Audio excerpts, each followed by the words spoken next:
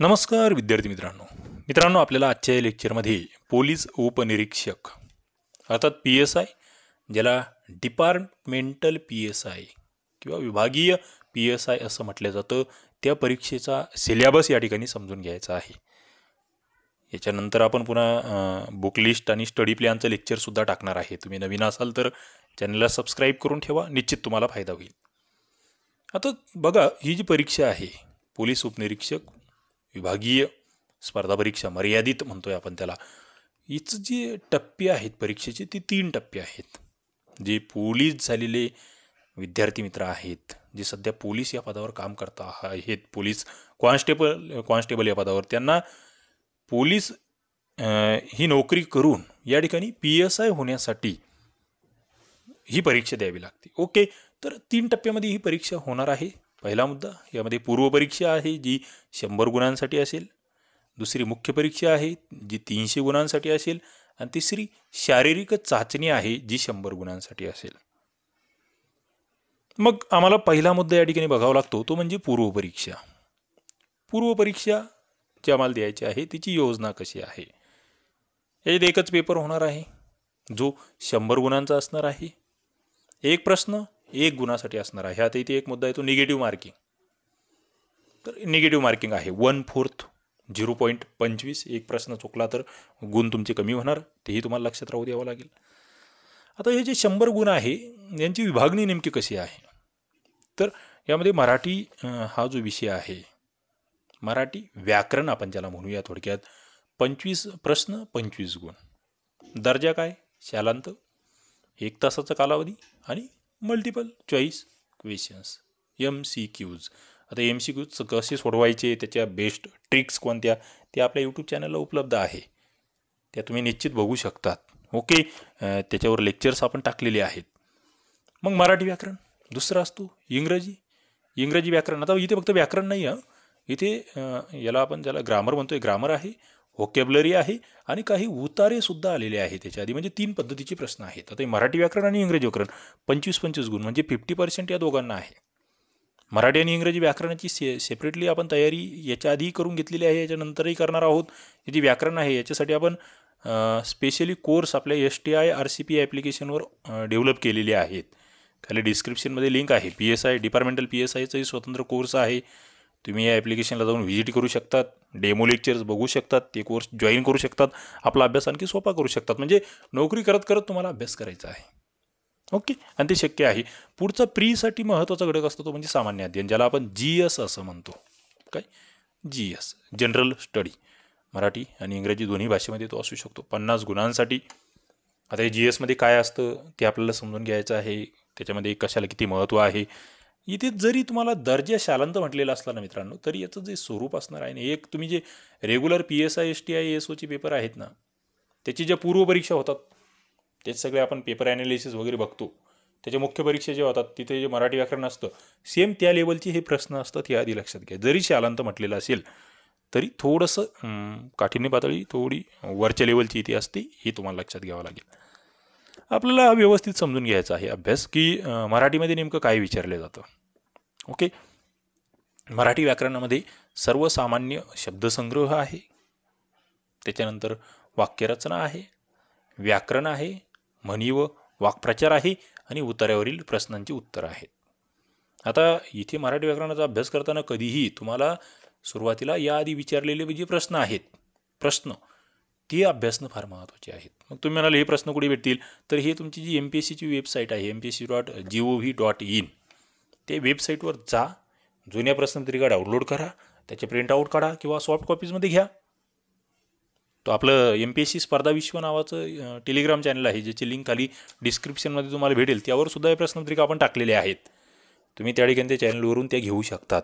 Okay, मात्र जुने प्रश्न तुम्हाला वाचायचे आहेत। पुढे इंग्लिशमध्ये general vocabulary, sentence structure, grammar, idioms and phrases, their meaning and use, comprehension, इथे सुद्धा उतारे आहेत। आता हे तुम्ही म्हणाल उतारे वगैरे खूप अवघड असतात का? नाही, सोपे असतात, मात्र एक बेसिक स्वरूपाचा अभ्यास तुमचा झालेला असला पाहिजे। ओके, 25-25 गुण म्हणजे फारच महत्त्वाचं, इथे मराठी आणि इंग्रजीला फार मोठं महत्त्व आहे पूर्व परीक्षा पास होण्यामध्ये। पुढे आपण जातोय पूर्व परीक्षेचा जो GS आहे, ज्याला 50 गुण आहे. ओके. सामान्य अध्ययन त्याच्यामध्ये काय आहे, आधुनिक भारताचा इतिहास. इथे आधुनिक भारताचा इतिहास म्हटलेला आहे. तुम्ही म्हणाले ते भारताचा इतिहास म्हटलंय, मग महाराष्ट्राचा इतिहास किती येतो मित्रांनो? इथे जरी आधुनिक भारताचा इतिहास म्हटलेला असेल ना, आता भारताच्या इतिहासामध्ये महाराष्ट्राचा इतिहास इन्क्लूड आहे हे आपल्याला चांगलंच माहीत आहे, मात्र इथे महाराष्ट्रावर जास्त प्रश्न येतात हे लक्षात घ्या. मग इथे महाराष्ट्रामध्ये काय वाचायचं आहे काय नाही याची बुक लिस्टचा एक स्वतंत्र व्हिडिओ मी टाकतो आहे. त्याचं तुम्हाला सेपरेटली खाली डिस्क्रिप्शनमध्ये लिंक भेटेल. तो टाकल्यानंतर निश्चित तुम्ही खाली जाऊन चेक करा. बुक लिस्ट आणि स्टडी प्लॅन आपण डिपार्टमेंटल PSIचं एक स्वतंत्र मी त्या ठिकाणी त्याच्या नोट्स काढलेले आहेत, त्यावर मी वेगळं लेक्चर घेईल. तर इथे मात्र आधुनिक भारताचा इतिहास आणि महाराष्ट्राचा इतिहास दोन्ही तुम्हाला करायचं आहे. पुढे भारताचा विशेषतः महाराष्ट्राचा भूगोल तुम्हाला करायचा आहे.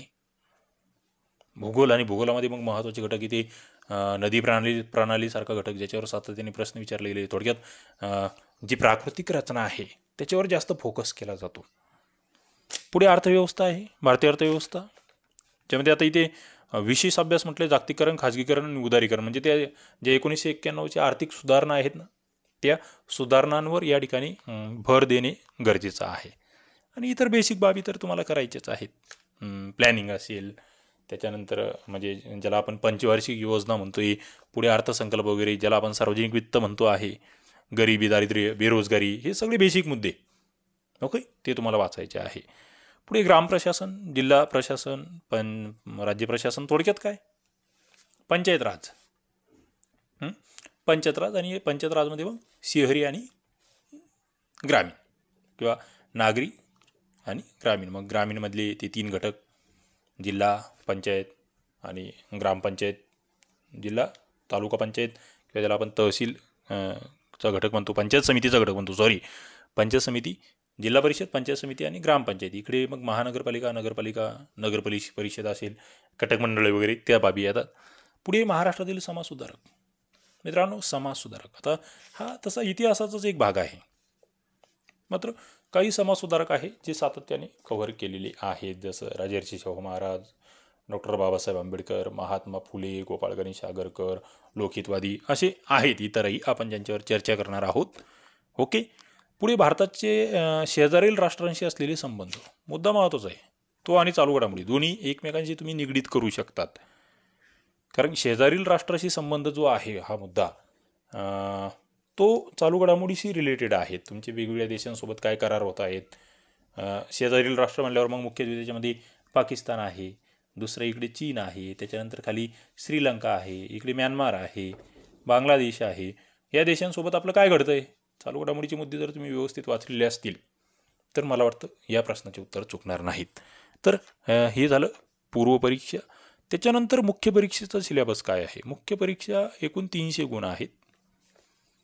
या ठिकाणी एक प्रश्न 2 गुणांसाठी आहे, हा मुद्दा लक्षात घ्यावा लागेल तुम्हाला मुख्यच्या बाबतीत. 300 गुण. इथे पेपर 1 जो आहे हा मुख्यत्वे कायदे, ज्याच्यामध्ये प्रमुख कायदे म्हटले जातं. 75 प्रश्न 150 गुणांसाठी 1 तासाचा पेपर असणार आहे, वस्तुनिष्ठ बहुपर्यायी. पेपर 2 जो आहे विधी इतर कायदे ज्याला आपण म्हणतो आहे, 75 गुण 150 गुणांसाठी वस्तुनिष्ठ.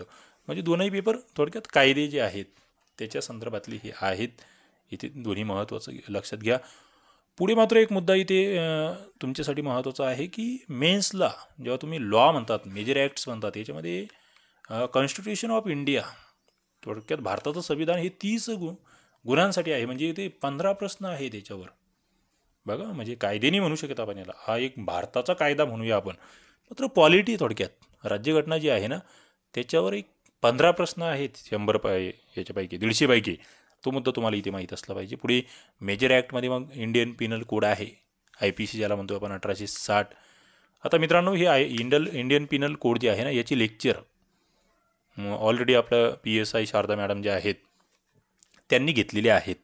आपल्या यूट्यूब चॅनललाही प्लेलिस्ट आहे, STI RCB ॲप्लिकेशनलाही याच्यावर स्वतंत्र कोर्स आपण केलेला आहे. तुम्ही यूट्यूबला फ्रीमध्ये PSI लॉज म्हणून बघू शकतात. त्यावर तुम्हाला Sharda madam, PSI Sharda madam असं सर्च केलं तरी तुम्हाला भेटून जाईल. Okay.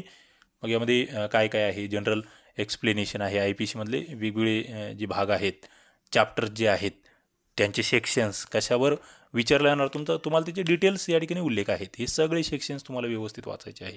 Punishments, general exceptions, abetment, criminal conspiracy. आता हे याचे सगळ्या PDF जे आहेत ना, याचे बेसिक हे जे ॲक्ट आहे त्याचे PDF आपलं MPSC स्पर्धा विश्व या टेलिग्रामला आपण टाकलेले आहेत. त्या तुम्हाला सर्च करावे लागतील, निश्चित भेटतील. तर IPC आहे.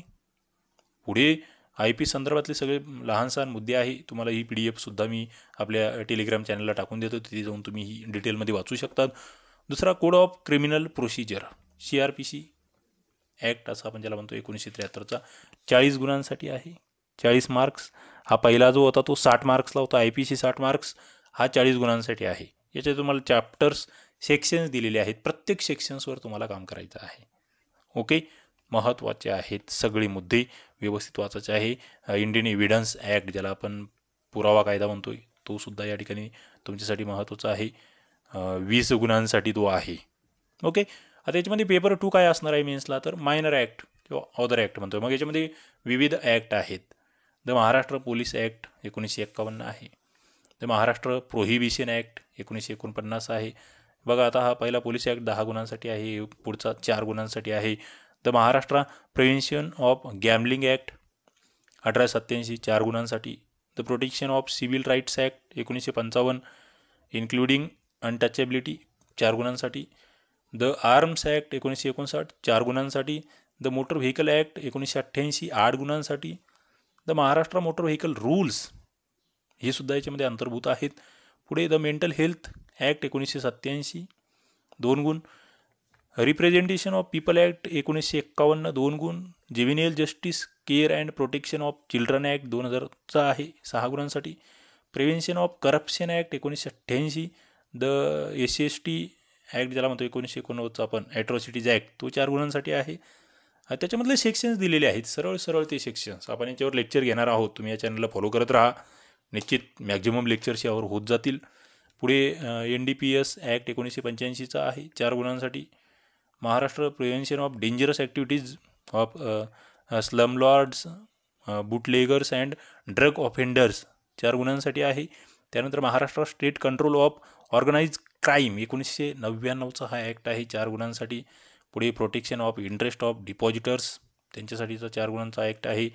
IT ॲक्ट आहे 2000चा ज्याला आपण सायबर लॉ म्हणतो 8 गुणांसाठी. आणि पुढे protection of children for sexual offences 2012चा तो 4 गुणांसाठी असलेला ॲक्ट आहे. त्यानंतर क्राईम इन इन्व्हेस्टिगेशन जे 20 गुणांसाठी आहे, ज्यामध्ये क्राईम स्कीमचा पंचनामा असेल, अरेस्ट पंचनामा, सीजर सर्च पंचनामा आहे, इन्क्वेस्ट पंचनामा आहे, मेमोरंडम पंचनामा आहेत, या सगळ्या बाबी. पुढे सायंटिफिक ॲसिड टू क्राईम इन्व्हेस्टिगेशन हा एक 10 गुणांसाठी महत्त्वाचा घटक आहे. गुन्हे अन्वेषण त्यासाठीच्या वैज्ञानिक पद्धती. फॉरेन्सिक सायन्स जे आहे त्यामध्ये फिजिकल एव्हिडन्स, फिंगरप्रिंट्स, फूटप्रिंट्स, एक्सप्लोजिव्ह 10 गुणांसाठी आहे. पुढे फॉरेन्सिक मेडिसिन्स आहेत 20 गुणांसाठी, हा एक महत्त्वाचा घटक आहे. मग याच्यामध्ये विविध बाबी तुम्ही बघतायत.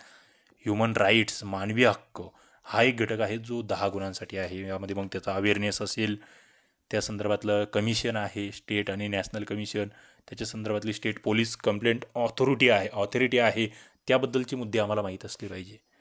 मित्रांनो, अशा पद्धतीने या ठिकाणी डिपार्टमेंटल PSI मुख्य परीक्षा आणि पूर्व परीक्षा यांचा सिलेबस आपण बघितलेला आहे. आणि यानंतर मग पुन्हा असते इंटरव्ह्यू, त्याच्यावरही आपण एक स्वतंत्र लेक्चर घेऊया. मात्र सध्या तुम्हाला पूर्व आणि मुख्य परीक्षेचा अभ्यासक्रम या ठिकाणी माहीत झालेला आहे. यानुसार आपल्या अभ्यासाला सुरुवात करा. जास्तीत जास्त मटेरियल आम्ही तुम्हाला STI RCP ॲप्लिकेशनवर याचा स्वतंत्र कोर्स लॉन्च केलेला आहे. ऑलरेडी त्या कोर्सला तुम्ही प्रवेश घेतला तर तुम्हाला ही सगळे मुद्दे पाहिजे तिथे नोकरी करत असताना तुम्हाला याचा अभ्यास करता येईल. ओके, आणि इतरही बरेचसे मुद्दे आपण यूट्यूबलाही कव्हर करणार आहोत. टेलिग्राम चॅनलला याचे PDF आपण टाकत असतो, तेही फॉलो करत चला आणि आपला अभ्यास सोपा करा. चला, व्हिडिओ आवडला असेल लाईक करा, आपल्या मित्रांना शेअर करा, चॅनलला सबस्क्राईब करा. थांबूया. धन्यवाद.